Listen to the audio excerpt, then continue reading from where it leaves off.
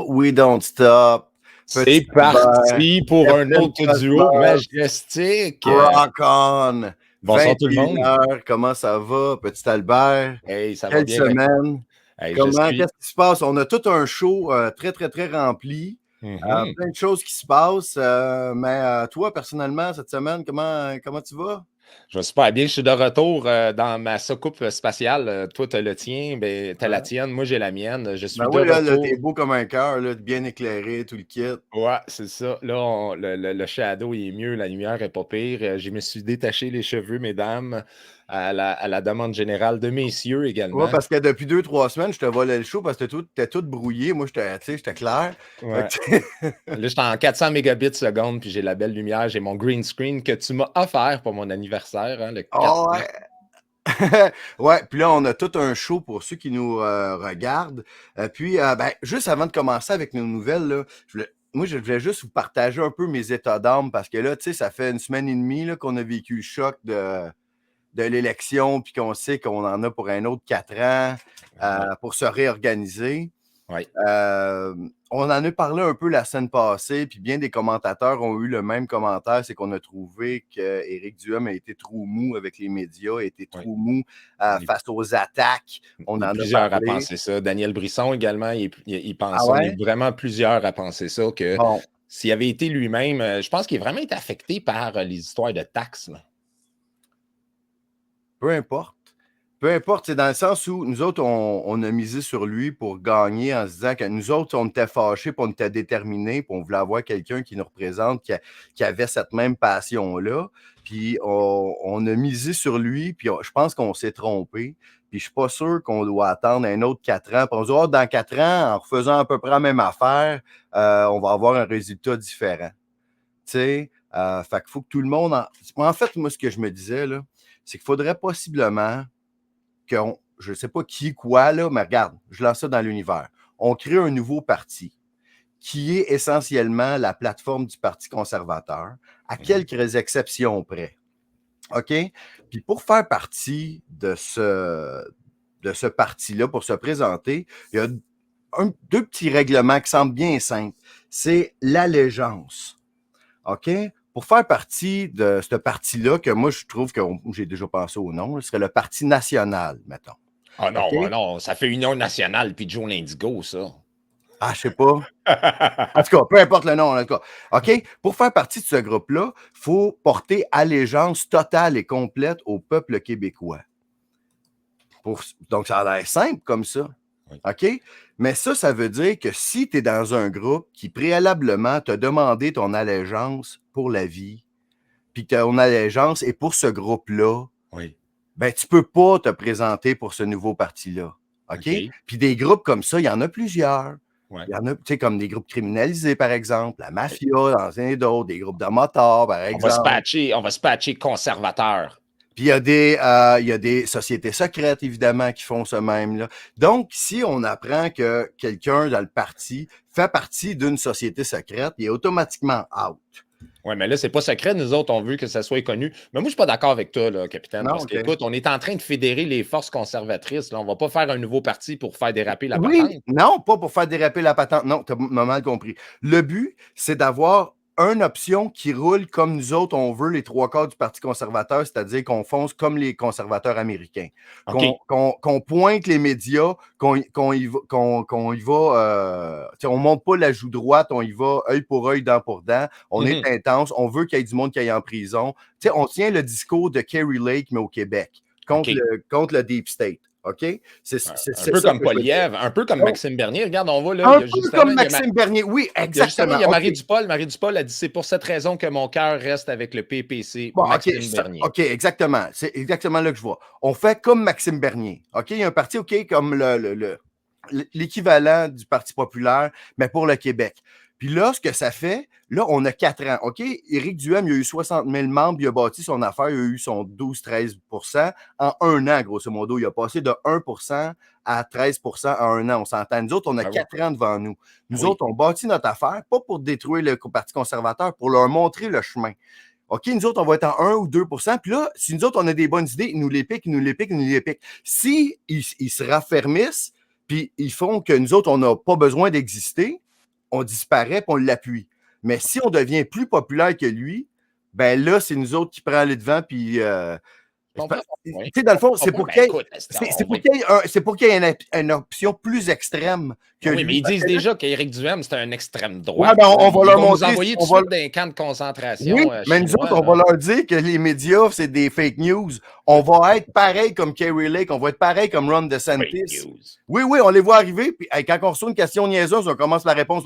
Premièrement, ça, c'est la question la plus stupide que j'ai jamais entendue de ma vie, Madame Crête, à savoir si c'est dans un autre pays ce que vous me référez là, c'est stupide. Prochaine question. Tu sais, on y va dans ce genre-là. Mais je dis pas que ça se fait, mais je veux juste le lancer dans l'univers, puis je suis sûr que je suis pas seul, parce que regarde, c'est soit ça... Tu veux qu'on parte un parti politique, nous deux, là? C'est ça que tu es en train de me demander? C'est quoi? C'est l'union majestique. Et puis regarde, il y a quelqu'un qui dit, j'ai trouvé ça très, très drôle, il y a quelqu'un qui a dit, le pire, c'est qu'on serait probablement mieux gouverné par Joe l'Indigo que par Joe Legault, par Legault. Danny, par Legault, possiblement. Danny, je suis désolé, moi je l'ai déjà dit sur un live, quand je regarde Joe l'Indigo puis sa gang, ses suiveurs, excusez-moi, c'est comme ça que je les appelle, j'aimerais encore mieux François Legault, je suis désolé. Parce que la haine générée souvent par ce gars-là, ce gars-là, ça va finir comme aux États-Unis, quand la guerre civile, ça continue. Là. Fait que, non, je pense qu'il faut quand même faire ça pacifiquement. C'est soit ça, ou on trouve c'est qui notre homme, puis on regarde, OK, c'est quand il doit y avoir un vote de confiance, je ne sais pas c'est quand. S'il y en a qui sont dans le Parti conservateur qui savent c'est quand le vote de confiance, à savoir si les gens vont avec Éric Duhem encore, mais je suis sûr que il y a un très gros pourcentage des conservateurs qui sont membres du Parti conservateur qui sont déçus de la performance d'Éric. Oui. Dans le sens où il n'a pas été assez vindicatif, il n'a pas été assez... moi, ça, on est d'accord, mais attends, moi, je pense qu'il va changer. Il va changer son style. J'ai un test bien simple, OK? Ça, là, ça, c'est le poil de Capitaine Cosmos. OK? Mettons, là, tu me parles... Mettons, tu fais une grosse conférence de presse, puis là, tu me parles le 3e lien dans la ville de Québec. Le poil ne bouge pas. Tu parles la part du privé en santé. Non, Chris, ça ne bouge pas. Parle-moi de l'avenir de nos enfants. Parle-moi le Québec, on va devenir le pays le plus riche au monde parce qu'on va exploiter nos richesses naturelles. On va avoir de l'électricité verte qu'on va vendre partout à travers le monde. Et là, mon poil lève en temps. Que tout le monde va vivre dans des pods. Nous autres, on est l'Arabie Saoudite du futur parce qu'on a l'eau en grande quantité, puis on a l'électricité gratis, puis là, on va utiliser nos gaz, notre pétrole. Nous autres, on n'embarque pas dans la firewalk. Tout le monde va être pauvre, nous autres, on va être riches. C'est tout ce que Duhem a fait. Le problème avec Duhem, c'est qu'il a voulu convaincre les petites madames. Il a voulu convaincre les petites madames, et puis c'est ça qu'on est en arrivé là. Hey, Marie Dupol a dit « T'as du beau poil ». Ah ouais. On est deux à avoir du poil à soir. Toi, c'est ses bras. Puis, c'est pour ceux qui ne se souviennent pas, pour ceux qui ne se fait pas longtemps, qui suivent Capitaine Cosmos, on se souviendra quand tu as commencé, tu avais une bonne barbe. Oui. Ça, c'était une idée de Madame Cosmos parce qu'elle voulait que je sois mannequin pour une compagnie de barbe, de produits à barbe. Moi, j'ai jamais aimé les barbes, mais à ce moment-là, c'était pour ça. Mais aussi, à ce moment-là, après, j'ai fait OK, ça va cacher encore plus mon identité parce que on avait vraiment peur au début. Puis, voilà. Hey, écoute, attends une seconde. Pendant que tu me parles de ça, là, écoute, attends une seconde. Il y a quelque chose, là, les petites madames, on parle des petites madames là, qui ont voté pour... je ne sais pas si je vais être... Justin, il est supposé être plus populaire que Poliev parce qu'il est beau bonhomme? Écoute, j'avais pas prévu ça. J'avais pas prévu celle-là, OK? C'est sur Telegram. J'ai vu passer ça sur Lux Media. J'ai voulu le télécharger. Je ne sais pas trop, ça n'a pas trop marché. Regardez, je vais vous mettre ça. C'était pas prévu. OK? C'était pas prévu parce que là, tu me fais penser justement, là, c'est ça le problème. Ça a été, selon moi, le gros problème d'Éric Duhem dans cette campagne-là, c'est d'essayer d'aller chercher les causes perdues finalement. Et puis, ça, je trouve que ça a été vraiment, vraiment... Qu'est-ce que tu veux dire? Ben, c'est d'aller chercher les causes perdues qu'on n'aurait pas pu aller gagner de toute façon. Juste un instant, j'essaie de le télécharger. Tu parles des comtés ou des causes ou des catégories de personnes? Les catégories de personnes. Tu sais, je veux dire, écoute, là, les 5, tu sais, les Ginettes de Terrebonne, là, hein, les Ginettes de Terrebonne, il n'aurait jamais pu aller les chercher, ces gens-là. Puis je ne comprends pas pourquoi il a essayé.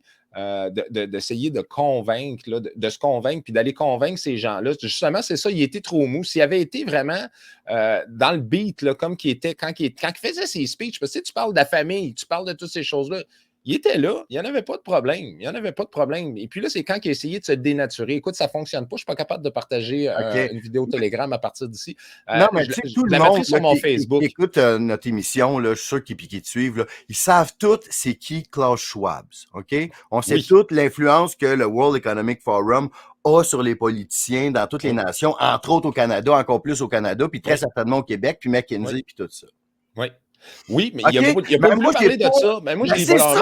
Mais je l'ai blâmé, moi, de ça, du M. J'ai dit. Mais il faut faire quelque chose parce qu'on n'attendra pas un autre 4 ans qu'ils ne reparlent pas, là, parce que dans 4 ans, ils vont nous avoir passé dessus, puis on n'aura même plus le droit de parler sur Internet si on n'a pas scanné notre, je sais pas quoi, notre œil pour se loguer sur Twitter pour dire c'est vraiment tout, on te watch. Ouais. Mais tu vois, moi, je suis d'accord avec Nancy. Elle dit, je crois que Duhem va changer sa façon de faire. Il va se redire. Hey, soit dit en passant, Nancy, je te remercie d'avoir les macarons de la dignité. Nancy, est-ce que tu as un indice de ça? Parce que moi, à date, depuis tu sais, j'ai regardé depuis une semaine, est-ce que il a laissé tomber élégant puis il a fait OK, TVA, ma gang de c'est du Game On, ou tu sais, je l'ai vu, je pense qu'il a passé un peu à l'émission de Patrick Lagacé. Oui, hey, je vais le mettre tantôt. Je vais mettre un petit bout. Hey, okay. Gisèle Poitras qui me dit elle j'aime mieux les cheveux de Simon que le poil. Ben, ça, c'est mon interprétation, que le poil de Capitaine Cosmos.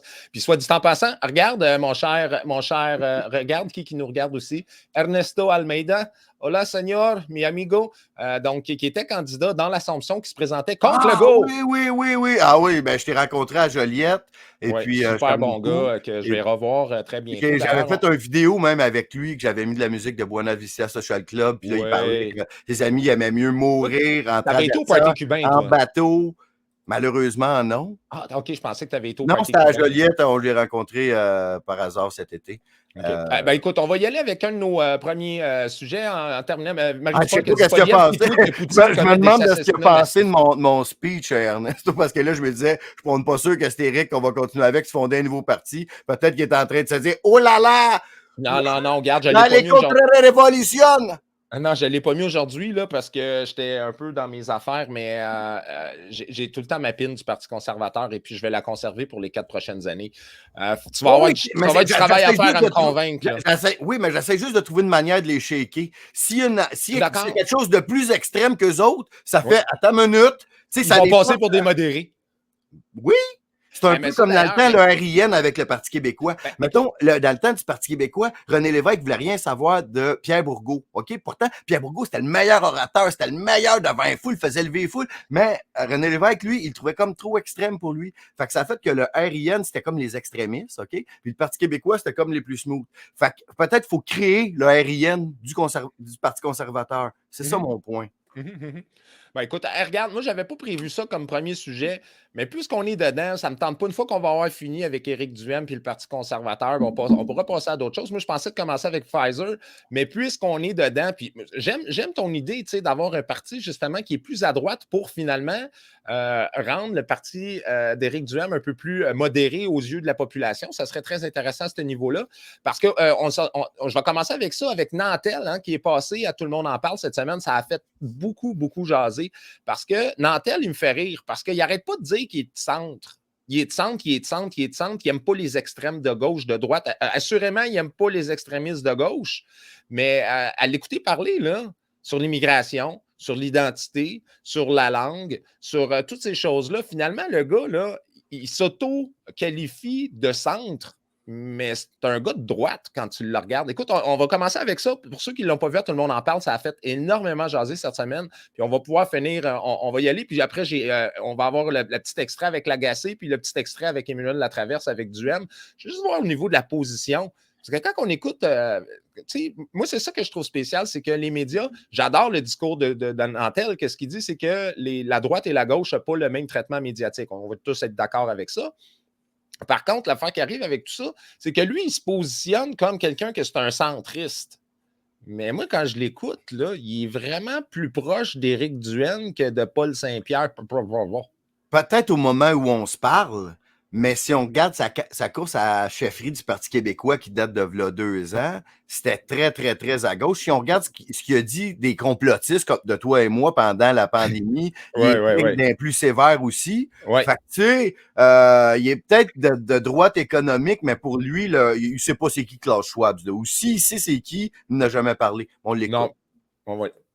Peut-être 4 ans de ça, la grande manifestation que la Meute avait faite, c'était une manifestation pacifiste. Et il y avait des gens de l'extrême gauche qui étaient allés avec des canettes de peinture noire, leur peinturer de visage et ils les frappaient à coups de bâton. Moi, je me souviens d'avoir vu dans tous les médias des grands titres où c'était écrit noir sur blanc, manifestation de l'extrême droite, avec le mot violence en dessous. Mais la violence, elle venait pas de l'extrême droite, elle venait de l'extrême gauche. Ouais, mais en 2000... regarde-moi la réaction de Clermont, je sais pas trop quoi. Elle, là, elle rendait qu'un doctorat en politique. Là, ça en va faire un post-doctorat. Hey, c'est ça qui arrive quand tu es payé par la machine, là, parce qu'on sait que quand tu fais un doctorat, un post-doctorat, tu reçois des subventions pour toute la patente. Là. Cette fille-là, c'était une gauchiste, mais moi, je comprends pas comment une gauchiste peut être aussi botoxée d'en face en bas de 30 ans. Tu sais, à un moment donné, là, une femme de 45 ans, 50 ans, que je comprends, là, mais là, écoute, elle est figée tellement qu'elle est botoxée. Moi, ça juste pour ceux qui comme moi, là, sont trop épais, c'est qui? C'est une documentariste qui a fait plusieurs documentaires. Là, elle vient d'en faire un documentaire, je pense, avec la jeune Jeannette femme qui est à Bertrand côté sur la... Ouais, elle a fait un documentaire avec Jeannette Bertrand, un peu, je pense, sur la masculinité toxique et ces gugus-là. Là. C'est pas comme une animatrice télé, c'est-tu Léa? Tu as déjà fait quelque chose avec Mitsu? Ça? Ouais, ça se peut. Écoute, moi, j'écoute pas la télé. Puis tout ça. Hey, regarde-moi ce monstre-là. Un autre gros moment. Je l'ai avancé un petit peu. J'ai acheté son premier disque. Il y avait un disque double de chansons quétaines que j'adore. De une Mitsu? chanson... Non, de MC Gilles. Ah, d'MC Gilles, ouais. Oui, il en a fait du chemin. Hein. C'est ça que ça donne quand vous faites 300 000 $ par année, vous commencez à ressembler à un croque-mort. Mais je vais l'avancer. Je l'ai avancé un petit peu parce qu'il y a la fin que je trouve vraiment, vraiment pertinent. C'est un bon débat. Sérieusement, il y avait un silence de mort sur le plateau. Tu sais, habituellement, quand quelqu'un fait une bonne phrase, le monde, il se met à applaudir comme des pingouins. Ça applaudit-tu des pingouins? Mais non, ça n'a pas de main. Non, mais dans des émissions de télé, les gens applaudissent pas n'importe quand. Il y a quelqu'un qui est là payé pour leur dire quand applaudir et tout le kit, là. Ouais, moi, j'ai un délai sur ma caméra, je pense. Mais regarde, on va continuer, puis je vais essayer de régler ça pendant ce temps-là. Dédouanait ça. Mais on n'a pas ri de son homosexualité. Les médias, c'est pas vrai qu'on sert la même médecine à l'extrême gauche qu'à l'extrême droite. Et les antifas s'en tirent pas aussi, de façon aussi rigoureuse que l'extrême droite présentement. C'est qui l'extrême gauche, exactement? C'est quoi les regroupements je te dirais, c'est qui l'extrême droite? C'est qui? Quand on dit qu'en ce moment, on est en train de virer à l'extrême droite au Québec... La Meute, c'est un peu de l'extrême droite. La Meute, quand est-ce qu'on a entendu parler dans les 3-4 dernières années? C'est normal, ils sont moins actifs. Justement. Avec la pandémie, alors on est en train de dire qu'on est en train de prendre une tangente à l'extrême droite, alors qu'en ce moment, je pense sincèrement pas... Les camionneurs à Ottawa, c'était quoi? Non, c'était l'extrême droite, tant qu'à moi. On parle d'extrême droite en Italie, aux États-Unis, mais au Québec, vraiment, l'extrême droite, il faudrait me nommer les coalitions. J'entends parler de ça sans arrêt, moi. Ah bon? Hey, les camionneurs, l'extrême droite, oui. Puis je trouve ça super intéressant. Sur Twitter, j'ai vu un montage de quelqu'un qui avait mis toutes les unes des journaux qui accusaient Éric Duhem de faire partie de l'extrême droite, alors que, au moins là, dans tel, il y a eu le pinpoint. Le pinpoint. C'est pas toi de dire l'extrême droite. Tu sais, pour moi, l'extrême, quand ça équivaut, il y a de la violence dans les extrêmes. Moi, j'ai jamais vu des gens conservateurs ou du monde de droite en Amérique et aux États-Unis pour au Canada faire des gestes de violence. Mais je vois des gestes de violence chez les manifestations de gauche, à chaque manifestation de gauche. Écoute, tu sais, selon la définition du dictionnaire, bon, quand il y a une manifestation de Black Lives Matter qui mettent le feu à des buildings puis tuent du monde, c'est de l'extrême gauche. Puis quand une manifestation de gens qui vont faire du camping dans des rues, puis ils chantent des chansons, c'est pacifique, tu peux pas coller ça extrême. Mais on peut, tu sais, les médias sont tellement de mauvaise foi, tellement. C'est pour ça qu'il n'y a plus rien à faire avec eux autres. Il faut juste se penser à une stratégie pour les détruire petit à petit. Se trouver une manière de détruire tout ce qui est médias, surtout la télé. Je vais penser à une stratégie, là, mais... Si je mais Jack, Carrie Lake a fait, j'ai pensé à toi, là, hier, je suis tombé là-dessus, a fait une entrevue avec, voyons, là, l'espèce d'humoriste, le cheveu roux, là, qui a été censuré de partout, là, tu sais, qui fait tout le temps des espèces de pastiches, là. J.P. Sears? Oui, Pete Ouais, Sears. j'adore. Pete Sears a fait une entrevue avec Carrie Lake. Puis Carrie Lake, elle disait essentiellement la même chose que Petit Albert. Elle disait que les gens sont en train de se réveiller peu à peu. Moi, j'arrête pas de le dire. À tous les mois, on gagne 1-2% parce qu'ils font tellement des espèces de stupidités, des énormités. À tous les mois, il y a du monde qui se réveille. Si ce n'est pas le système électoral, si ce n'est pas l'inflation, c'est une 4e dose, etc., etc.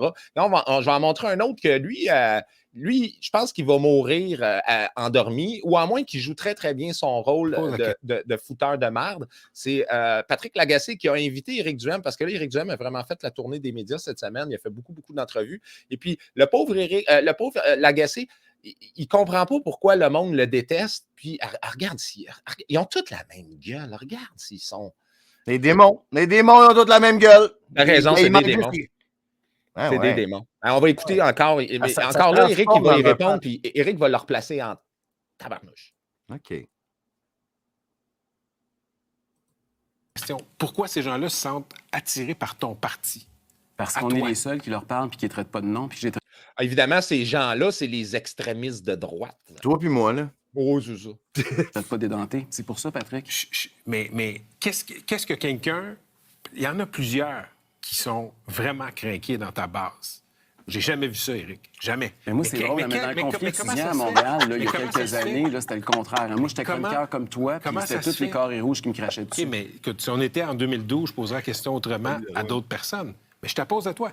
Qu'est-ce qui fait que ces gens-là se reconnaissent dans ton parti, dans ta plateforme, dans ta personne? Parce qu'on les juge pas, puis on essaie de rassembler le monde plutôt que de les diviser et stigmatiser. C'est un peu cool. Écoute, pendant les 2 dernières années, là, il y a eu beaucoup de chicanes dans nos milieux de travail, dans nos familles, Ça a été très difficile pour certaines personnes, OK? Puis ils se sont fait traiter de tout et non.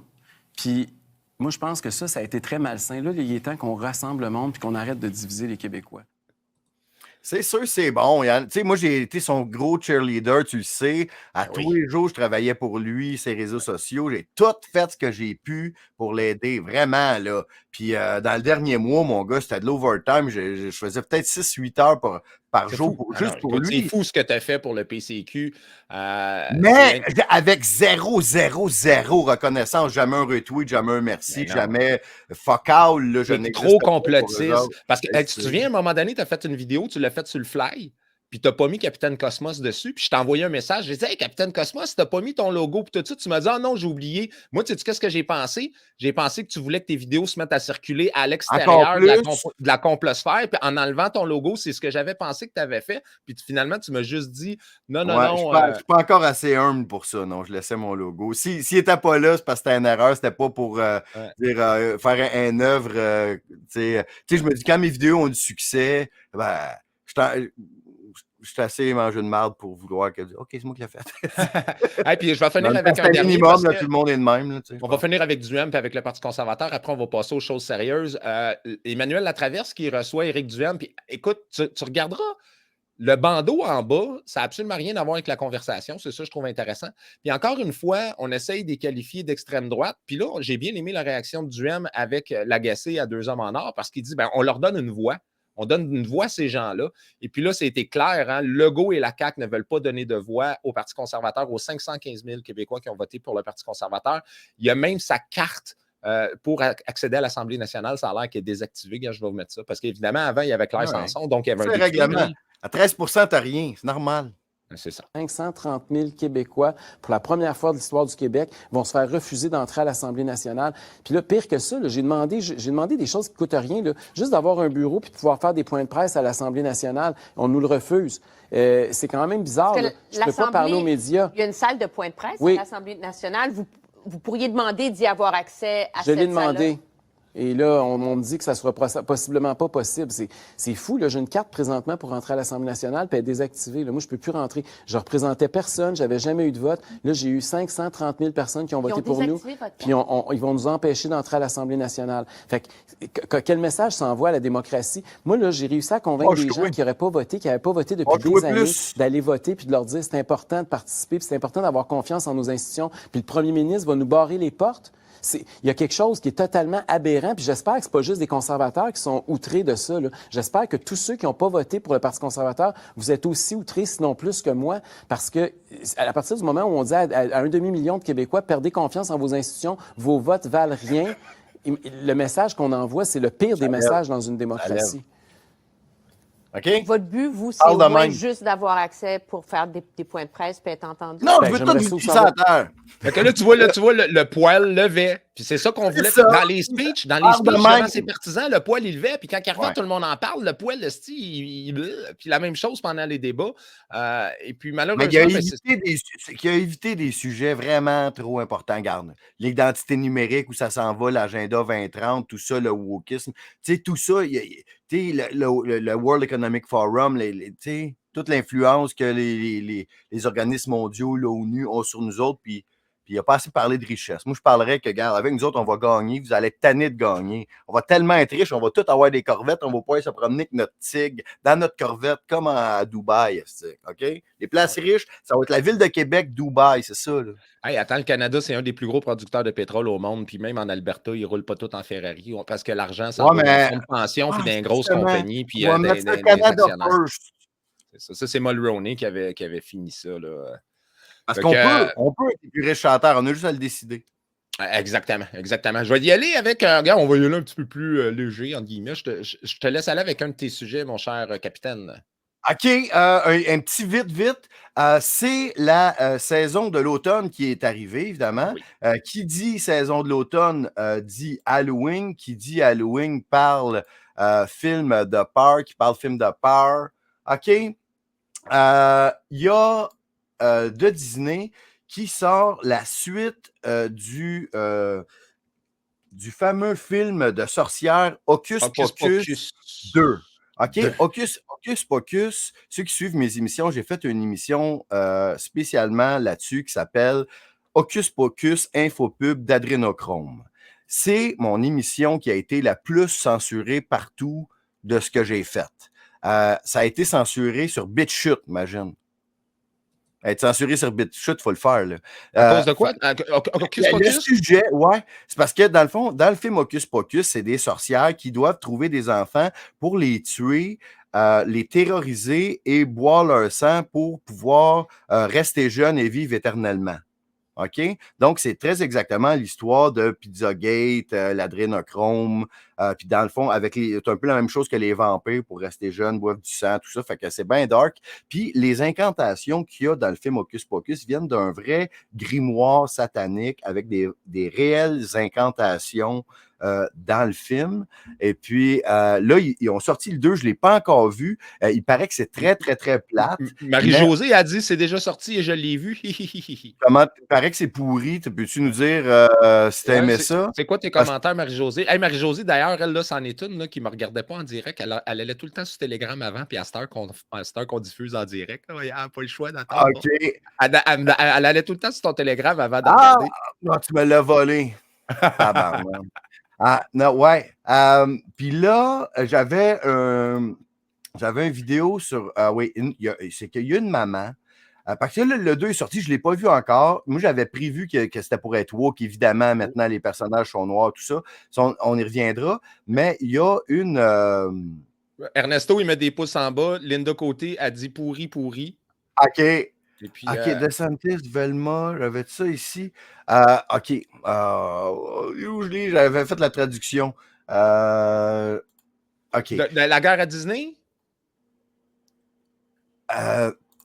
Non, c'est la traduction de Hocus Pocus. Je pense que je te l'avais mis sur le... Oui, tu veux que je l'ajoute, celle-là? Oui. On va regarder ça. Il y a Capitaine Cosmos qui a fait une traduction, justement. C'est quoi? C'est une entrevue de qui, exactement? C'est aux nouvelles, c'est une maman qui met en garde les autres parents en Amérique pour le film Hocus Pocus 2. Puis c'est très dramatique, mais je l'ai traduit pour vous. Je vais juste vous mettre le message de qu'est-ce que ça Écoute, qu'est-ce qu'il y a. quand on dit Disney, t'es en train de garder. Linda Côté a dit vraiment plate, c'est un film d'ado. Ici, Stéphanie Roussel, c'est sur Disney, pas pire quand même, mais j'adore les sorcières. Nadia, je l'ai écouté très déçu. Ah, OK. Je pense que c'est pas mal unanime. Là. Sur Rotten Tomato, il était comme à 59%, fait que c'est un désastre, et tant mieux, parce que dans le fond, le but de ce que j'en ai compris, c'est que vous... Vas-y. Non, laisse jouer la vidéo. Ah, OK, parfait. Ben, regardez, là, on va y aller. Ça, c'est Capitaine Cosmos qui a fait une petite traduction d'une mère qui parle de Hocus Pocus. Évidemment, on va la qualifier de évangéliste d'extrême droite.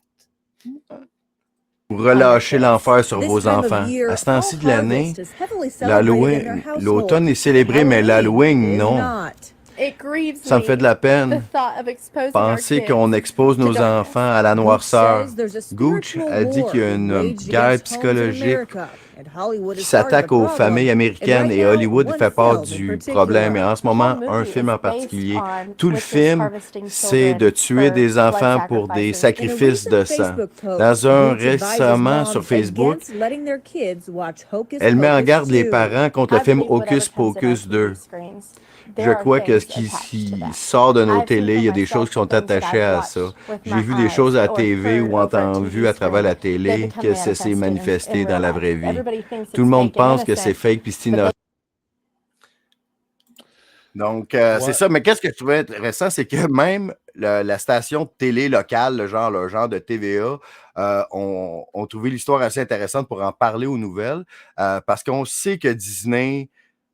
Tu sais, c'est le monde de la magie, parce que dans le fond, ce que ça veut faire, ce film-là, c'est intéresser les jeunes filles à la sorcellerie, parce que c'est pas toutes les sorcières ou la sorcellerie qui est satanique. Mais dans ce film-là, il y a très souvent référence à Satan, et dans le 1 en tout cas, puis donc, tous les sataniques sont intéressés à la sorcellerie, mais c'est pas tous les ceux qui sont intéressés à la sorcellerie qui sont sataniques. C'est comme, il y a des sorcières blanches, des sorcières noires, mais ici, mais qu'est-ce que la madame probablement voulait dire dans la vidéo, c'est que le grimoire et les incantations qui sont dites dans le film viennent de littérature satanique, soit d'Alexa Crowley ou des livres qui sont reconnus canons dans le satanisme, puis c'est vendu par Disney. Donc, voilà, je vais quand même sûrement l'écouter parce que dans mes émissions, tu sais, ça fit tellement avec mes émissions, puis je vais sûrement en faire un petit compte-rendu, là, mais...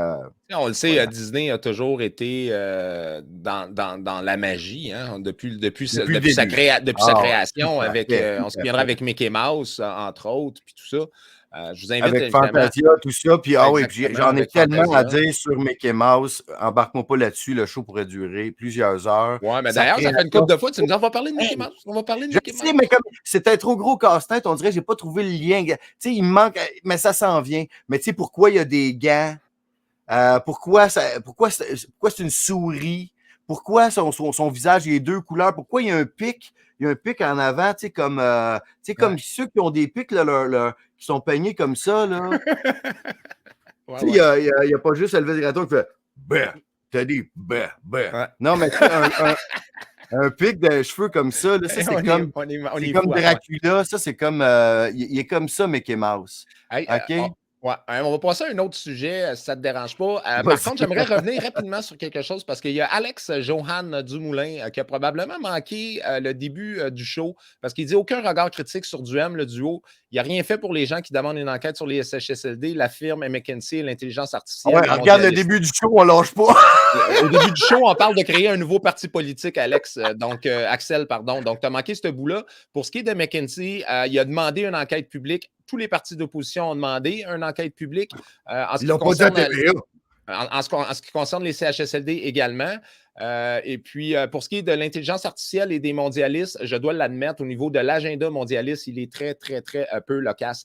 Ce que j'aimerais vous montrer, par contre, là, il m'ouvre la porte sur McKinsey. On le sait, hein, McKinsey a beaucoup fait parler, a beaucoup fait jaser dans les dernières semaines. Juste à Radio-Canada, Si tu lis le Journal de Montréal, t'écoutes TVA, t'as jamais entendu parler de ça. Jamais. Moi, je regardais sur le site Internet. Mettons, ça a sorti quoi? Jeudi soir, vendredi matin? Ouais, On votait le lundi. c'est ça.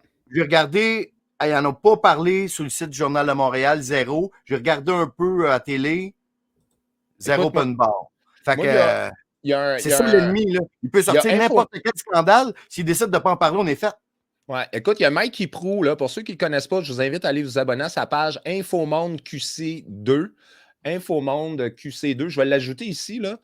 Je vais le zoomer un peu, je vais voir si ça sort. Là. Vous voyez là, Infomonde QC2. Il a fait un super beau montage là, de 16 minutes sur McKinsey qui fait quand même un beau topo. Moi, j'avais fait un, j'avais fait 2 émissions, 2 sujets sur McKinsey au mois de mars 2022. Ça avait passé sur Samuel en direct. Il l'a repassé ce samedi. Je vous invite, on va juste mettre un petit 1 minute et demie, le début, puis après, je vous invite vraiment à aller Infomonde QC2. C'est Mikey Prou qui fait vraiment des bons montages.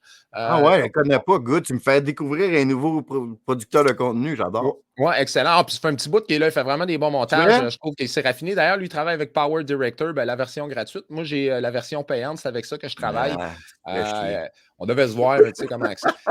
Je vous fais écouter la première minute environ, puis ensuite, je vous inviterai à aller continuer la suite. Donc, Infomonde QC 2.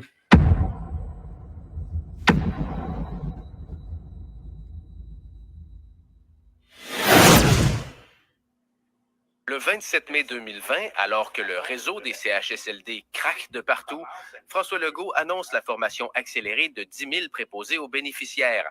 La veille, les consultants de la firme américaine McKinsey recommandaient justement d'accélérer la formation et les embauches en CHSLD.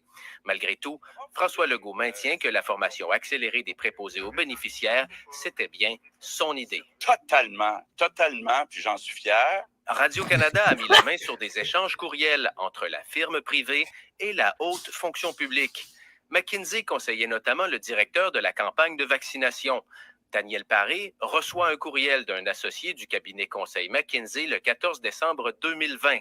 Bravo pour cette première journée qui se déroule bien. Voici mes notes sur les suivis. Action, responsable, délai. La question que je pose, alors que nous avons une administration compétente, des hauts fonctionnaires, pourquoi avons-nous besoin de passer par un cabinet privé? 1,5 million d'euros, on a payé un rapport sur l'école de 200 pages. La page, elle coûte 2197 € la page pour un truc sur l'école qui n'a même pas été publié, même pas utilisé. D'abord, McKinsey est un groupe américain. Donc ça veut dire qu'on donne aux Américains des informations précieuses sur la haute administration française, sur la politique de la santé, puisque McKinsey s'est occupé de la politique de la santé, sur d'autres secteurs. Ça ne le gêne pas, manifestement. Ce sont des agences auxquelles Emmanuel Macron, il faut que les téléspectateurs le sachent, a fait appel. Donc, c'est ça, je voulais juste vous montrer. Allez vraiment vous abonner, c'est vraiment un super bon travail. Là, évidemment, il parle, Éric Zemmour. C'est peut-être la raison pour laquelle Éric Duhem n'a pas voulu aller trop loin. Il ne voulait pas finir comme Éric Zemmour. Mais Éric il y a eu plus que 13 c'est ça. Mais Zemmour avait quand même tapé vraiment fort sur le clou de McKinsey en France. Donc, je vous invite Infomonde QC 2, parce qu'évidemment, il y avait déjà eu un 1. Mais l'histoire de McKinsey, là, qui n'en ait pas parlé à TVA, là, puis dans toute l'affaire québécoise, c'est à l'échelle du Québec, notre laptop from hell. Oui, tout à fait. OK? Donc, on était quelques jours avant les élections américaines. Le scandale sort. Le laptop de l'enfer, ça sort à New York dans un journal. Et puis là, il y a eu des vidéos partout. Là, ceux qui sont allumés comme toi puis moi, on saute là-dessus. On a tout vu les photos dégueulasses, On a peut-être reposté sur Facebook, on se fait barrer. Ils n'en parlent pas dans... Il taise l'affaire, il dit que c'est de la désinformation russe, c'est les élections. Ouais. Puis, parce que là, ce scandale-là, ce reportage-là, il a l'air super. Puis j'ai déjà vu des reportages de ce gars-là. Là, je reconnais sa voix, il est vraiment fantastique. Ouais. Mais tabarnane. Il reste le monde va tellement voir oublier ça. C'est comme. Là, il faut penser à long terme. Tu sais, quand même, là, ma belle-mère, ma belle-sœur, je montre ça. Là. On a voté la semaine passée, là, c'est dans 4 ans. Tu vas-tu t'en rappeler encore dans 4 ans, grande? Ouais. Après 12 saisons d'occupation double, puis d'avoie, puis... On parle de désinformation russe. Regarde, je vais montrer une désinformation. Il y a certaines images qui ont circulé. On dit ça, là, Poutine a répliqué en Ukraine, hein, évidemment, à cause de l'attaque, premièrement, du gazoduc, puis là, ensuite, le pont de Crimée. Et puis là, ils disent que la Russie est en train de bombarder dans les villes sans aucune considération pour tout ça. Puis regardez, juste pour un petit rappel, là.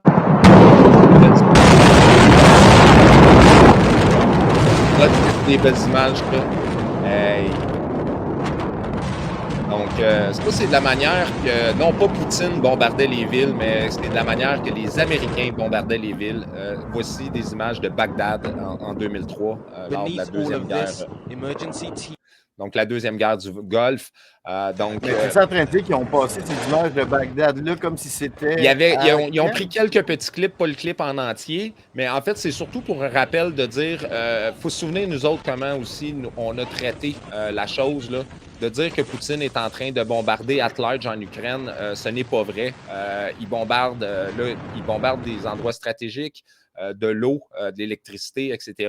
Il veut enfin faire mal aux gens à Kiev, parce qu'évidemment, à Kiev, il était comme dans une bulle, il ne vivait pas la guerre, et puis il était craqué, il bombardait à l'est. Et puis là, je pense que Poutine a vraiment décidé finalement de répliquer. Il a voulu faire un Poliev de lui-même. D'ailleurs, Poliev, c'est un autre que j'étais un peu déçu par rapport à sa position avec l'Ukraine. Il l'a échappé à plusieurs reprises. Des fois, il vaut mieux se taire. C'est ça qui me fait même mettre un doute par rapport à Poliev et puis go Maxime, go. Ouais. Poliev est arrivé à minuit moins une, là, pour faire comme un tour, mais non, Maxime Bernier, c'est le champion. Ouais. Je veux dire, par contre, mettons, si j'étais quelqu'un du Parti conservateur, je dis, ouais, Maxime Bernier, il y a eu 5%, nous autres 12%, on a fait bien mieux, mais regarde, aux États et ailleurs, c'est d'un 40-50% qui sont ceux qui sont combatifs. Hey, moi, on parle-tu un peu de Kanye West? Ouais, on parle de Kanye West. Qu'est-ce qu'on va faire juste avant? On va prendre une petite pause. OK. Juste une petite pause avec un petit clip que le Facteur a repris, donc qui circule aux États-Unis, parce qu'on sait Elon Musk va probablement devenir enfin propriétaire de Twitter. Et puis, j'ai trouvé celle-là vraiment, vraiment hilarante. C'est en fait Elon Musk qui devient propriétaire de Twitter puis qui ramène tout le monde. Donald Trump. Là, on sait que Kanye West va probablement revenir sur Twitter parce qu'il y a eu de la misère avec Instagram. On va regarder ça puis on va pouvoir revenir avec les problèmes de Kanye West.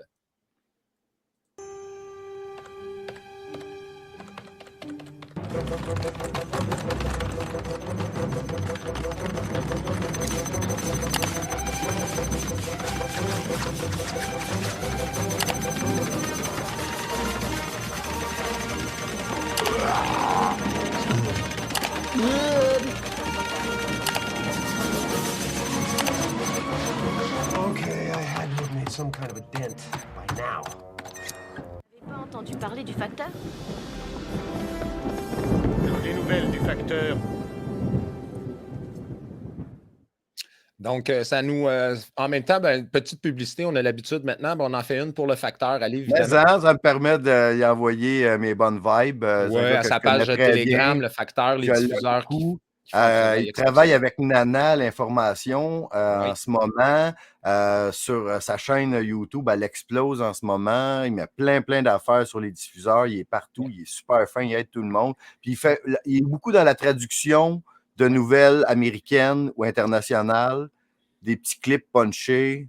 Lâche pas le Facteur, tu nous écoutes sûrement, on t'aime beaucoup. Oui, merci beaucoup, le Facteur. Puis c'est important d'encourager, tu vois, là, ce soir, Mikey Prue avec Infomonde QC, le Facteur, les diffuseurs. Donc, c'est important de s'informer. On s'en va vers ça, on n'aura pas le choix. Si on veut devenir... là, on voit qu'il y a une ébullition. Là, présentement, il va y avoir la radio, il y a la Unicité, la radio de Dan Pilon. On soit partout, tout le temps. Gilles Belrose qui vient de partir un truc également, podcast radio. Moi, je m'en viens avec ça également. Je ne sais pas encore quelle formule, avec qui, avec quoi, quand, comment, mais ça s'en vient. Prends un petit peu de retard, bien évidemment, avec les imbroglios qu'il y a eu. Là, je pense que je n'ai pas besoin de revenir là-dessus. Je pense que les gens sont un peu au courant. Ça ne sera pas avec Dan, malheureusement. Mais à tout le moins, on verra. On verra pour la suite. Je pense qu'il y a toujours moyen de collaborer. Il y a tellement d'espace, il y a tellement d'heures d'écoute, il y a tellement de marchés, il y a tellement de monde qui ont soif d'entendre des gens qui sont libres de dire ce qu'ils veulent, comme ils veulent, même si ça choque. Ouais. C'est ça. Vous nous écoutez, vous pouvez n'importe quoi. Mais là, la semaine passée, tu sais, on s'est parlé de Kanye West. On trouvait qu'il avait fait un coup de marketing White Lives incroyable. Matter avec Candace Owens, qu'elle a sorti son documentaire. C'est aujourd'hui qu'il sortait, je pense, son documentaire. Le 12. Moi, j'ai vu le 12, c'est demain. C'est demain. Donc, le documentaire de Candace traduit. Owens sur le Black Lives Matter, vraiment. Ouais. Là. Si vous voulez voir la bande-annonce en français, j'ai traduit sa bande-annonce que j'ai mise sur mon Telegram. Il y a une genre de chanteuse, actrice américaine blanche là, qui avait donné 900 000 $ à Black Lives Matter. Ça, c'est Sharon. C'est Sharon Osbourne. Sharon Osbourne. Sharon Osbourne. Je voulais en parler, j'ai passé pas, j'ai pas pris de cas, mais c'est tellement drôle ce soir-là. Sharon Osbourne qui veut se faire rembourser son 900 000 qu'elle a donné. Vous avez fait avec mon 900 000, j'avais pas construit d'école ni rien. Je veux mon argent. Black Lives Matter. C'est génial parce que les dirigeants de Black Lives Matter ils se font pogner à gauche pas à droite à rénover leur mansion de 12 millions avec une piscine chauffée. C'est ça. Elle est en train de monter un empire immobilier dans des quartiers de blancs. Il y a des millions de dollars qui ont été dépensés en travailleurs du sexe. Oui, 200. Oui, j'ai vu ça. Des millions, peut-être pas, mais en tout cas. Je pense que c'était 200 quelques mille pour les escortes puis tout ça. Ouais. Puis, elle, Candace Owens, elle a une tête, ses épaules, est fantastique, on l'adore. Kanye West, là, qu'est-ce qui est arrivé la semaine passée puis cette semaine, là, ça me fait penser un peu dans Cloche et l'idiot quand il dit à chaque fois que en tout cas, tu penses qu'il fait quelque chose de bon puis il se replante, là. C'est comme un cartoon, là, OK? Là, il a fait un coup de pub génial la semaine passée à Paris avec sa collection de T-shirts White Lives Matter, faire parler le monde. Il est allé accompagner Candace Owens. Jusque-là, tout est super. 2 jours après, 48 heures après, il s'assoit avec notre favori Tucker Carlson. Il a comparé son coup d'éclat à aller à la place Tiananmen. Parce qu'il disait, écoute, faire ce qu'il a fait là avec la grappe médiatique et mondialiste dans un défilé de mode à Paris, lui, il a comparé ça carrément à aller devant des tanks à la place Tiananmen, puis on le comprend. Et puis d'ailleurs, sa casquette 2023, ça, c'est... Oui, puis il en a ressorti un autre 2024 parce que là, mais là, c'est fini. Là. Ce qu'il disait dans cette entrevue-là, il l'a totalement scrappé. Bon, je fais juste un petit récapitulatif. Il s'assoit avec Tucker Carlson pendant une longue entrevue qui a été coupée en plein de petits bouts, mais longue entrevue, là, tu sais. Puis là-dessus, il va parler de Dieu, il va nous dire qu'il est pro-vie, qu'il y a une photo sur lui, que c'est une photo rayon X d'un bébé pour montrer que c'est les bébés dans le ventre. C'est ses enfants. C'est ses enfants. Il nous parle de Donald Trump, puis là, il part. Là, Tucker pose une question, lui, il part pendant 15 minutes à parler de n'importe quoi. Il se dit des affaires incroyablement intéressantes dans cette entrevue-là que personne d'autre dit. Tu l'as traduit d'ailleurs, hein? Oui, une bonne partie. Il y a 40 minutes, si vous voulez le voir, allez sur mes chaînes YouTube, Odyssey, Telegram, mes chaînes Captain Cosmos, c'est là, c'est bien intéressant parce que ça, c'était avant le gros scandale. Parce que qui avait commencé un peu dans l'entrevue, à un certain moment donné, il va nous raconter qu'il est allé chez Ivanka, qui aime beaucoup, puis il y avait son mari, Jared Kushner, puis son frère, son beau-frère, Kushner aussi, qui sont juifs. Sont juifs israéliens à côté. Oui. Puis lui... Il ne trippait pas sur eux autres ben. Il dit « Hey, j'ai checké aller, là. Lui, eux autres, là, ils retenaient mon man. Ils retenaient Trump parce que les autres sont à l'argent. Puis les deals qu'il a fait de paix, OK, je pense que c'était plus pour s'en mettre dans les poches. » Là, un gars a le droit de penser ça. Tu sais, cette anecdote-là, jusque-là, le scandale n'est pas si gros que ça, mais il ouvre la porte d'une affaire. Le stéréotype juif.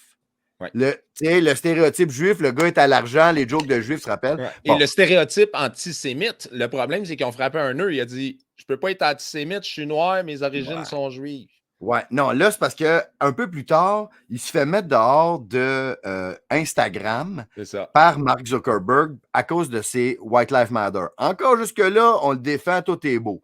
Mais là, lui, il se réveille dans la nuit, je ne sais pas trop, il ne sait pas quelle bulle il passe. Là, il est allé dire... qu'il fait un code, il dit qu'il va DEFCON 3 sur les Juifs. Ouais.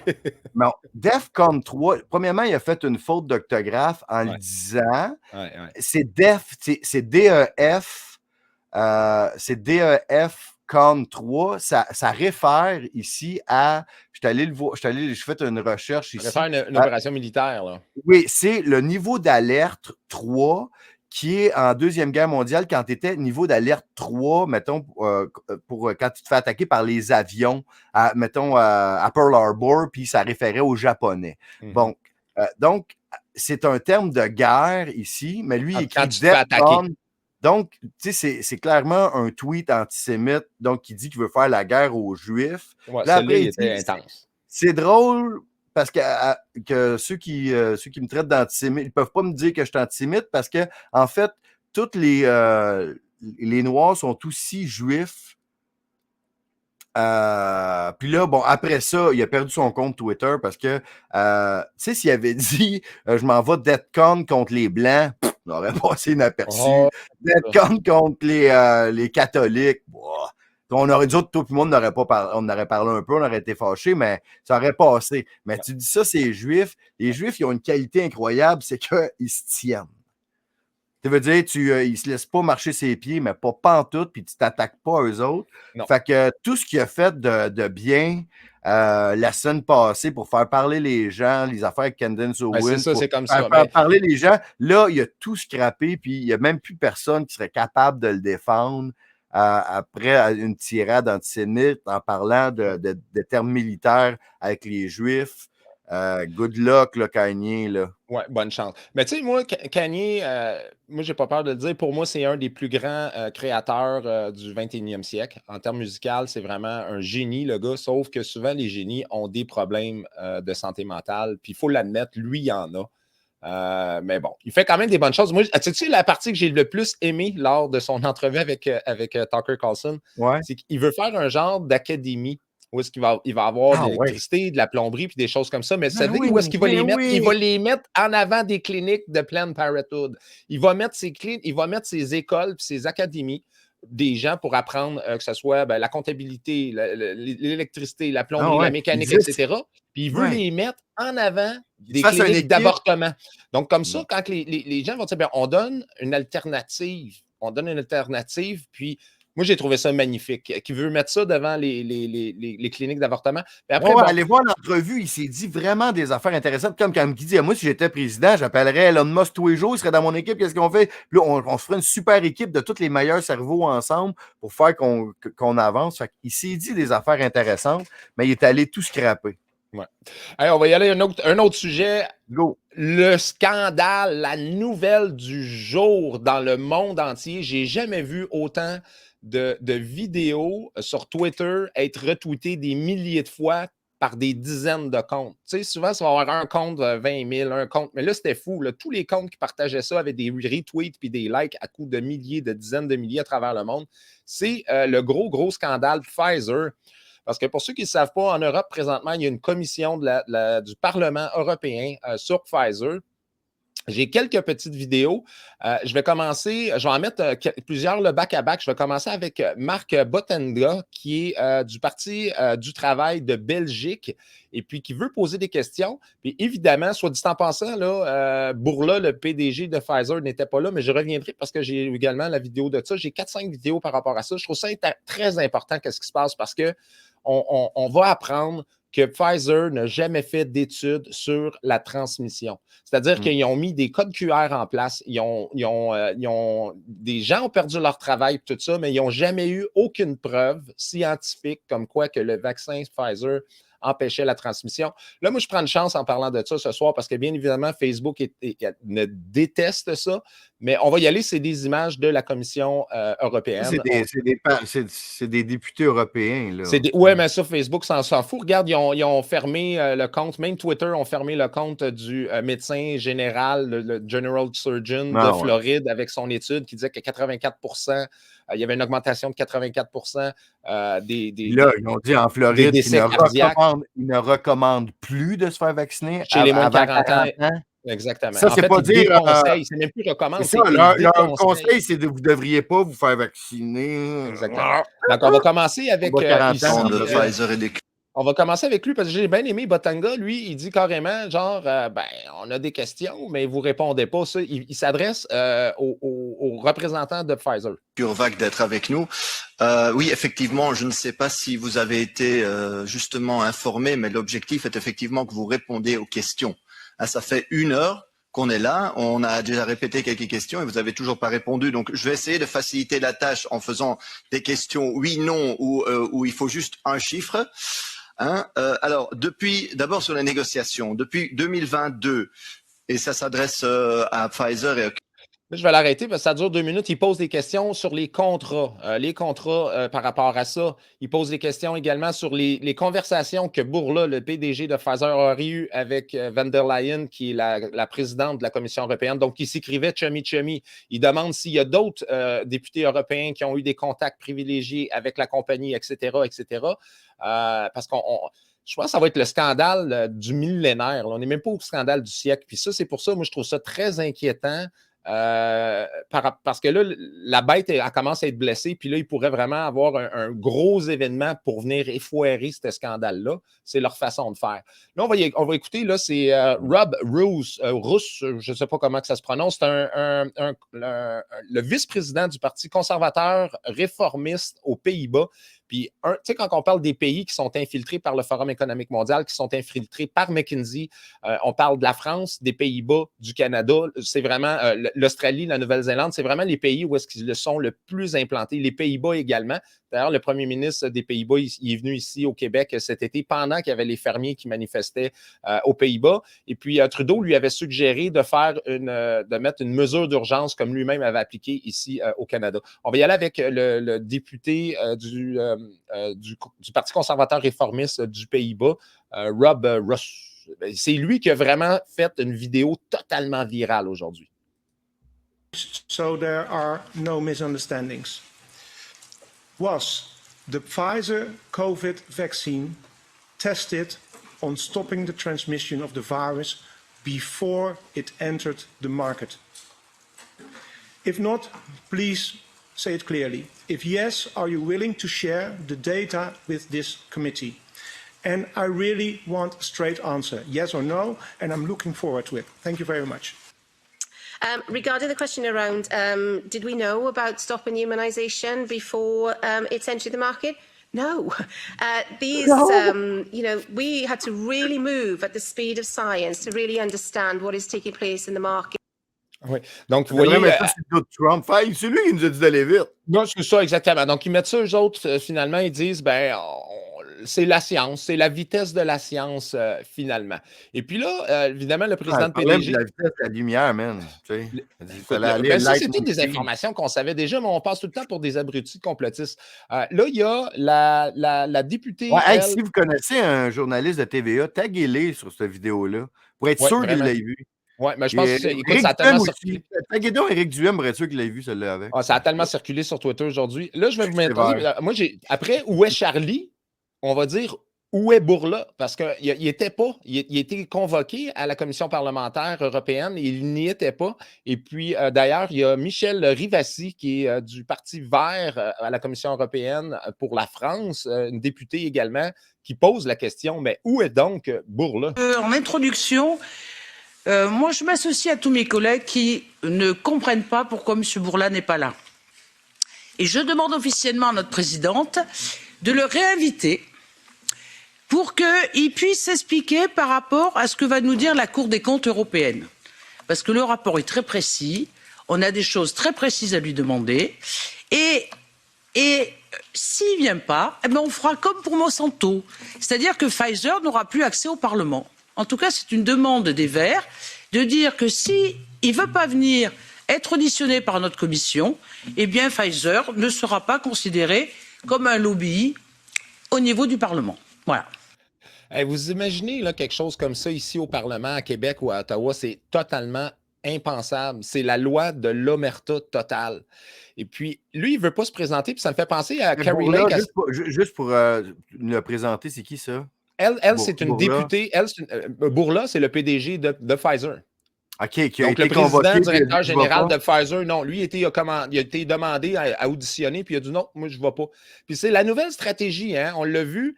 Legault n'a pas voulu de débat en anglais. Legault a évité les débats.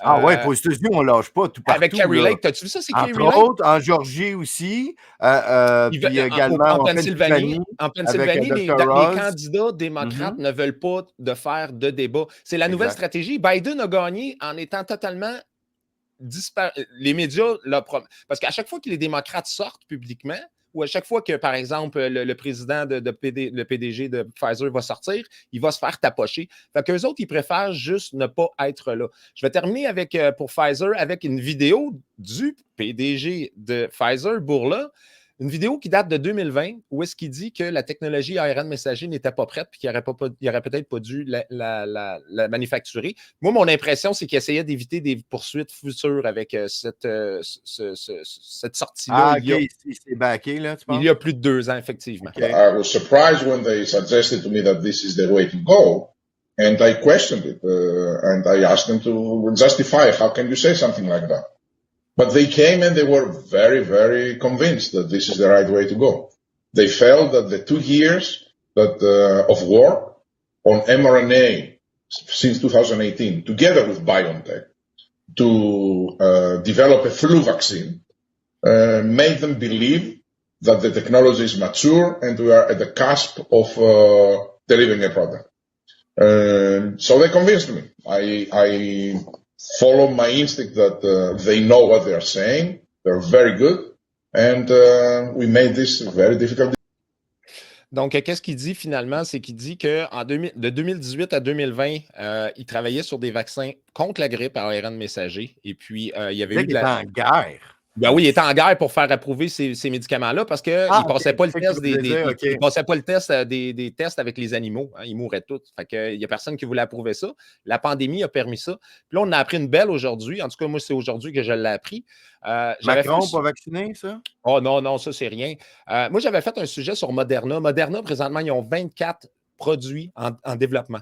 En recherche et développement, 24 produits. Et puis là, aujourd'hui, je viens d'apprendre qu'il y avait un médicament. Donc, ce n'est pas un vaccin, un médicament qui va aider à la récupération, à la régénération du cœur. Non, regardons ça! Il y a une pièce à faire avec ça. Il y a une pièce à faire avec ça. Non, ça, je les encourage. Ouais. Je les encourage à régler les problèmes de cœur parce que là, ça lâche pas, là. Tu sais, je veux dire, je suis rendu, je pourrais faire 25 tweets ou posts par jour de morts mystérieuses comme je suis tanné d'en voir passer, là. Non, je te crois. Écoute, ça a juste pas de sens. Hey, on y va-tu avec une petite légère? Ben oui, une petite légère. Puis moi, je vais finir avec je vais finir en disant continuons, mais après. Fait que oui, on va y aller avec une petite. OK. On y va comme ça. C'est la suite de la semaine passée. Vous vous souvenez que je vous ai parlé qu'il y avait un de nos personnages... Attends, capitaine, faut que je t'interrompe. Oui. Là. Il y a ma mère qui vient, là, puis elle me donne une note. Elle me dit, c'est bien trop long ton live. Ben ouais, mais là... Regarde, parle en arrière. Les mondes vont décrocher qu'elle dit. C'est trop long qu'elle dit. Ouais, mais là, je pars à un nouveau sujet. C'est comme si on repart en neuf, là. Non, mais je sais pas, c'est parce qu'il fallait que je te continue quand Mme Cosmos rentre dans le studio, là. Là, c'est Maman Albert qui est rentrée dans le studio. Elle casse mon mood, là. Mais je suis désolé. Gars, maman, le capitaine, il dit que tu viens de casser le mood, là. Bye bye. OK. Je vais faire la suite de la semaine passée. Bon, je vous disais que la semaine passée, il y a les woke, OK? L'industrie d'Hollywood, ce qu'ils font tout le temps, c'est qu'ils prennent des personnages qui existent, qui sont dans notre enfance, qui sont dans notre ADN, qu'on connaît, qu'on aime, et ils les transforment au goût du jour en woke. On a appris la semaine passée que Warner Bros. Avait officialisé que le personnage de Velma, la petite nerd cute avec le chandail orange, dans Scooby-Doo, était devenue lesbienne. Mais c'était pas assez pour Warner Bros. On en rajoute une couche, puis ça, c'est vraiment incroyable, OK? Là, c'est une autre série de Warner Bros. Qui va jouer en 2023. À date, on a juste le trailer. Ils font un reboot. Qui s'appelle Velma. Donc, on va faire un reboot de Velma, mais pas de Scooby-Doo. Puis c'est pas supposé d'être tellement pour les enfants tant que ça. Mais, puis là, qu'est-ce qu'ils ont fait? Qu'est-ce qu'on n'aime pas, nous autres, les conservateurs, là? OK? C'est, si on prend les personnages qu'on aimait, puis qu'on les transforme dans leur orientation sexuelle, ça, on n'aime pas ça. On s'entend, généralement. Tu sais, comme ils l'ont fait à plusieurs super-héros. Et il y a une autre affaire qu'ils font, c'est le race swap. C'est qu'ils prennent un personnage qui est dans notre imaginaire une race, puis ils mettent une autre race. Fait que là, c'est ça qu'ils ont décidé de faire avec Velma. Parce que la personne qui fait la voix, elle s'est toujours vue, elle s'identifiait à Velma quand elle était jeune. Fait que là, quand elle n'a pu travailler sur le projet, elle a décidé de complètement transformer Velma pour qu'elle ressemble à elle, c'est-à-dire une asiatique ils disent South Asian, donc une indienne, mais tout tourne un peu. Et puis. Pas des choses comme ça, là, tu vas te faire taxer de grossophobie. Non, mais moi, c'est ça ma marque de commerce. Je fais dans le politically incorrect. Moi, j'insulte tout le monde égal. Oui. T'es comme Guy Nantel. Non. Non, moi, j'ai peur de personne, puis je veux dire, il était tellement mou. Non, je ne suis pas comme Guy Nantel. Moi, je suis drette comme une barre. Mais, OK. Non, mais ils l'ont mis pas attirante, OK? Ils ont mis une bédaine. Fait que, tu sais, mettons, Velma, on aurait pu la voir dans le temps comme étant, mettons, attirante. Là, clairement, une pas belle, qui n'a pas d'amis, puis tout ça. Et qu'est-ce qui est le plus incroyable là-dedans? Là? C'est la stratégie marketing. Parce que quand les studios font ça, OK, ça fâche la base des amateurs. Oui. Ça fâche les fans. OK? Et puis, là, ici, regarde, je lis ici en gros. Je l'ai en gros aussi. Les gens vont pouvoir mieux le voir. Donc, ça dit, attends, est-ce que je suis capable de le lire moi-même? Attends, je vais le dire ici. OK. Cher HBO Max, j'ai entendu dire que vous vouliez faire une nouvelle comédie sur les origines du personnage de Judy Jetson, qui serait comme dans les Jetsons, OK, dans leur univers de Scooby-Doo. Là. Quand j'ai entendu dire qu'elle ne serait pas vraiment fou des garçons, la seule manière que j'ai pu décrire mon dégoût puis que je trouvais ça dégueulasse, c'est que s'il y a une affaire que tout le monde sur Internet, on est d'accord, c'est que rien ne devrait changer jamais. J'espère que vous allez mourir. Sincèrement, Velma. Donc, ce qu'on fait ici, c'est de se moquer des fans qui vont être fâchés de voir qu'on a pris les personnages qu'ils aimaient dans leur enfance, qu'on a changé leur race. Et puis, c'est pas tout, là, cette image-là, parce qu'il y a les autres personnages. Il y a Velma qu'on a changé de race, mais on a changé les autres aussi. OK? Ah oui, Norville, regardons ça, Norville. Ouais, ça, c'est le nouveau Shaggy. Et puis, c'est celui qui fait sa voix, c'est Sam Richardson. Ouais. Mais là, ça, je pense que c'est pas la meilleure représentation possible des Noirs parce qu'on sait que Shaggy, c'est un fumeur de pote. Mais quoi, lui, il va écouter du Snoop Dogg probablement. Là, on a changé, donc Velma a changé de couleur, mais on a changé aussi Daphné parce que Hollywood, puis ils détestent les belles femmes. Regarde, mettons chez Disney, un personnage qui est problématique, c'est Jessica Rabbit.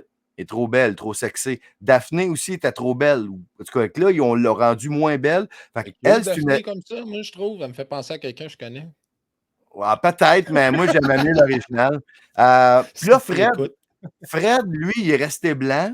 Puis d'après moi, il va rester nono. Je pense qu'ils vont y avoir enlevé sa masculinité. Ouais. C'est mon guess. Ouais, ben évidemment, le blanc va être l'épée de la gang. Là, le pas vite.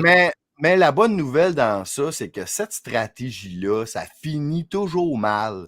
Ça finit toujours qu'on se dit get woke, go broke à chaque fois. Ouais. C'est toujours ça qui arrive. Puis, regarde, comme une mauvaise... Juste pour vous rappeler aux gens, là, ici, j'ai le Warner Bros, leur code de la bourse. On peut voir ici. Ah oui. OK. C'était exactement au moment, attends, d'un mois, 6 mois. OK, j'avais ça ici. C'est Warner Bros, j'ai-tu la bonne affaire? Ouais. OK, ici, c'est lorsqu'on a annoncé que le film Batgirl, on le sacré au vidange avec 100 millions de dollars qu'on avait investi là-dedans, le sac au vidange. Fait que là, l'action a droppé sincèrement là, puis ça n'a pas arrêté de dropper, donc ça l'a perdu dans le dernier 6 mois, 53% de sa valeur Warner Bros. Puis, il lâche pas, il faut encore... Je vais montrer ça. Et puis... je vais le partager avec les gens, comme ça les gens vont pouvoir... Ah, OK, les gens ne voyaient pas avec mon affaire ici. Ah, OK, c'est parce que j'avais encore ma photo ici. Le stock de Warner Bros, on a ça ici. Donc, ils ont commencé, il y a 6 mois, ça valait 24 $, puis aujourd'hui, ça vaut 11 $ parce que c'est trop woke tout le temps. Puis là, pour essayer de couper l'hémorragie, mais ils ont aujourd'hui scrappé leur développement télé. Il y avait un studio d'écriture, parce que semblerait-il que des auteurs pour écrire des bonnes histoires, plus besoin de ça. Fait que là, ça, c'est 6 mois. Fait que, ouais, 6 mois. Fait que là, ils ont coupé un 30% de leur staff aujourd'hui. Mais c'est ça, c'est que les woke, ça leur dérange pas de perdre de l'argent si le message passe. Puis, fait que passer le message de se transformer, que les Blancs sont méchants, que la famille est mauvaise. Ça, c'est Disney ça ici. Disney, il y a un an, 171. Aujourd'hui, est rendu à 93. Donc, imaginez. Et puis, je sais que tu avais un autre sujet. On va peut-être.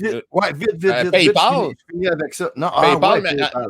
Non, mais regardez. OK. Fuck off, She-Hulk, puis on y reviendra la semaine prochaine. Regardez PayPal. PayPal, regardez-moi ça. On va le mettre sur un mois, PayPal. Là, ils ont pris une méchante débarque parce qu'on le sait, hein, ils ont voulu ils voulaient saisir 2500 $ sur des comptes des gens qui auraient. Ben, en fait, oui, pour faire ça vite, là, c'est que. Ils se sont dit comment faire pour faire plus d'argent en poussant, en contrôlant les gens plus. On va voler 2500 $ de leur compte s'ils font de la promotion de la désinformation. Oui. OK? Mais c'est quoi ça de la désinformation? C'est n'importe quoi qu'on décide que c'est. Fait que qui peut se faire avoir un strike puis se faire voler 2500 $? Tout le monde. Fait que là, quand ça s'est su, là, il y a un gros mouvement de boycott. Les gens disent, hey, parce que tout le monde sait que la désinformation, c'est n'importe quoi que TVA décide que c'est pas vrai, c'est qu'est-ce que le gouvernement décide que c'est pas vrai, c'est n'importe quoi. Fait qu'il y a un gros mouvement de boycott. Puis là, il y a des fact-checkers, j'ai l'image ici, qui disent, non, PayPal, il voulait pas dire ça, parce que quand le mouvement de boycott a commencé, PayPal a fait, OK, non, là, non, on voulait pas dire ça, on niaisait. C'est une joke, là. Oui, il envoie ça par email aux clients. C'est une joke. C'est ça. Fait que là, tout le monde a très bien catché que c'était pas une joke. Fait que là, ils ont perdu 6% aujourd'hui. Ça lâche pas, puis on est bien content. Parce qu'ils ont fait le coup aux lanceurs d'alerte. Les lanceurs d'alerte québécois, ils ont fait le coup. Ils ont fermé Alexis, ils ont fermé Luxmedia, ils ont fermé... Mel Goyer aussi a perdu son PayPal. C'est ça. Fait que trouvez-vous toute une autre alternative parce que c'est... ça, 83 $ US aujourd'hui. Il y a un an, 270 $ US. Donc, sur un an, c'est moins 67%. Puis, je ne sais pas si les gens ils savent, là, mais c'est cette compagnie-là qui a créé la richesse d'Elon Musk. C'est Elon Musk qui fait partie des fondateurs de PayPal, puis en vendant ça, c'est là qu'il est devenu le multimilliardaire qu'on connaît, qui est devenu Iron Man. Là. Exact. Hey, moi, je vais terminer avec un truc, une dernière chose sur les... parce que, évidemment, le go, lui, c'était continuons. Continuons. Bourla, lui, soit dit en passant, je l'avais mentionné, il y avait eu 2 fois la COVID, une fois au mois de août, une fois au mois de septembre.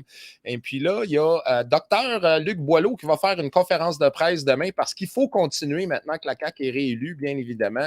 Le Dr Luc Boileau et Christian Dubé feront le point sur l'évolution pandémique demain. Et puis, continuons également au Canada avec la médecin en chef du Canada, et j'ai nommé Theresa Tam. Omicron appeared. That was the moment when all experts, the vaccine experts, National Advisory Committee on Immunization, has recommended an additional dose because it's simply not enough in the Omicron era to have 2 doses. And now we learn over time, of course, about waning immunity. Rien. Voilà, mais comment tu peux comprendre de quoi avec les masques? Qu'est-ce qu'elle fait avec son masque? Hey. Non, mais là, c'est ça l'affaire. Vous réalisez là, que les conférences de... Ouais, au moins, quand il parle au micro, là, il fait tellement peur. Là, assis même pas... Moi, mon masque N35, là, même pas pour l'enlever pour parler au micro, là. Non, exactement. Là, c'est grave en tabaslac, là. Ça a commencé depuis la semaine passée quand Santé Canada fait des conférences de presse. Ils ont recommencé à porter le masque, mais également pendant qu'ils parlent. J'ai bien hâte de voir demain si Boileau et Dubé vont porter le masque. Là, évidemment, eux autres sont en train de Moi, j'ai regardé toutes les conférences de Boileau. Boileau, il y a 2 semaines, il est arrivé avec un masque. Il n'a pas parlé avec le masque. Non, c'est ça, il l'enlève quand il parle quand même. Là. Regarde, il y a quelqu'un qui dit « As-tu l'air folle? » Pas juste l'air folle, elle est folle. Moi, je ne comprends pas comment ça qu'elle est encore là. Ben, on comprend un petit peu, là, elle est à la solde de la Chine et non pas du Canada. Ils ont toute l'air de ça, les responsables de la santé publique, dans tous les pays occidentaux. Dans tous les pays, sont soit très grands ou très maigres. Un épais, si on l'autre, regarde, des morts vivants, un après l'autre. Tommy Gagnon, qui est au Costa Rica, toi, ils l'obligeront pas, mais lui, il dit ils vont obliger ce masque précis cet hiver pour tous. Ben moi, le masque, c'est terminé, je le porte plus. Et puis, j'ai ma bouteille de nitro dans les poches, là. Et puis, quand quelqu'un m'écœure avec ça, je dis j'ai une condition médicale. Puis, s'il m'écœure, je sors la bouteille, je dis tu veux-tu une shot? Fait que, voilà. On va voir si ça va marcher parce que les gens, le problème à faire, c'est que les gens n'ont plus peur de la COVID. Tout le monde l'a eu, tout le monde est vacciné. Donc, voilà. Elle dit pourquoi ce sont tous toutes des Chinoises? Ben, ce ne sont pas toutes, mais ben là, de toute façon, il faudrait déjà statuer si c'est une Chinoise ou un Chinois. Mais ça, c'est une autre histoire. Justement, Nathalie Galland qui dit c'était une pomme d'Adam avant. Oh non, un homme. Un homme. Non. Ouais. Mais là, il ne faut pas se prendre au sérieux. Hey, là, attendez, là, avant qu'on se fasse accuser, qu'on dit n'importe quoi, le Duo Majestic est un show également qui se veut léger et puis qu'on a besoin d'avoir du plaisir dans cette folie-là. Et puis, lui, il dit, elle n'a pas besoin d'un masque pour avoir l'air folle. Elle s'est déjà déguisée pour l'Halloween. Toi, tu vas-tu passer l'Halloween? On va se revoir avant l'Halloween, de toute façon. Oui. Moi, j'ai des enfants de cet âge-là qui triplent là-dessus. C'était un moment bien le fun. Souvent, je leur fais des déguisements complètement flyés où on a un thème. Tout est possible. L'Halloween, historiquement, c'est une fête que j'ai beaucoup aimée, que j'aime beaucoup. Je suis allé dans des raves mémorables à l'Halloween. Il y a plein d'affaires. Oui, j'aime beaucoup l'Halloween, même si je sais que c'est channeler des énergies peut-être pas les plus positives possibles, mais en tout cas, moi, j'aime. Mais tu sais, à un moment donné. J'aime ça m'amuser. À un moment donné. Regarde ce qu'on va faire. On va terminer ce soir, évidemment, avec le classique Bonne soirée. Par contre, on va finir avec une chanson parce que tu as parlé de Hocus Pocus. Moi, Hocus Pocus, ça me rappelle un groupe de rap français avec Vincile que j'ai énormément aimé. C'était très, très musical. Il a arrêté avec son groupe Hocus Pocus. Par contre, il avait fait plusieurs projets. Il continuait à faire de la musique avec Vincile. Mais il avait fait un clip, une chanson qui s'appelait Équilibre avec Oxmo Puccino, un autre grand du rap français. Amateur, gros amateur ici. Ah ouais, vraiment, moi aussi. Oxmo Puccino. Opéra Puccino, pour moi, c'est dans le top 5 des albums de rap français, de l'histoire du rap français. Et puis, je vais vous faire écouter, c'est un petit freestyle, si on veut, parce que je ne voulais pas mettre la chanson au complet, j'aurais été censuré, bien évidemment.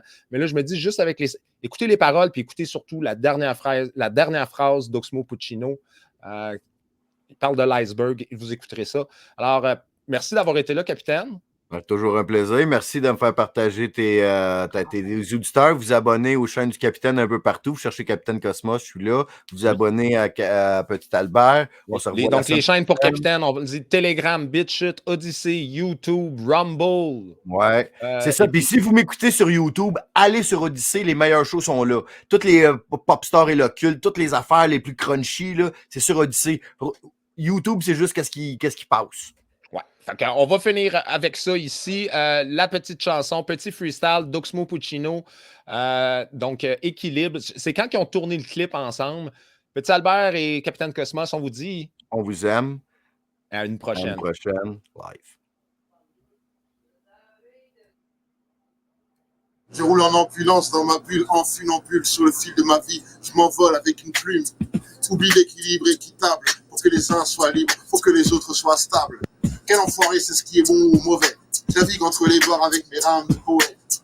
On court pour faire sa place assise, pour finir couché entre 6 chaises vides. Malgré tout, on s'accroche à la banquise parce que l'iceberg cache une pyramide. Attends, il recommence parce que ça déchire. Attends.